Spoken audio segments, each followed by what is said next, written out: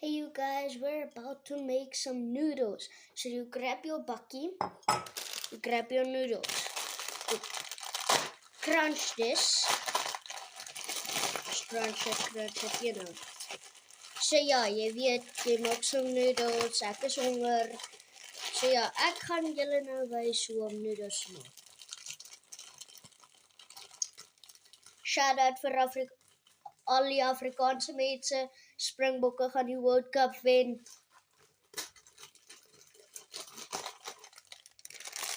Dan gooi jy die noodles in jou bakkie.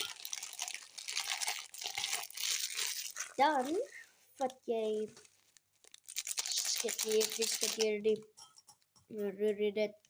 Dan vat jy hierdie, jy maak het oop, en dan gooi jy die spice in. Net soos dit. Dan, wat ons gaan doen, is, ons gaan water ingooi. Kom. Is die water vol? Let's go. Jy gooi die water hier so in. Wait.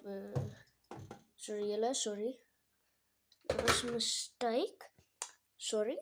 So, jy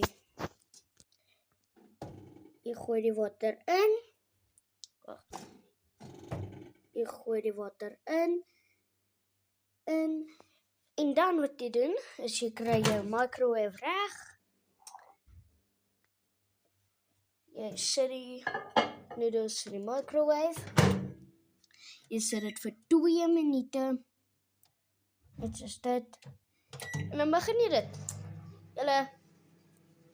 My noodles is reg. Ons maak noodles, shout out vir Afrikaanse mense. En like and subscribe. Save this video for tips. And just ask me any questions in the comments and like and subscribe, you guys. Bye.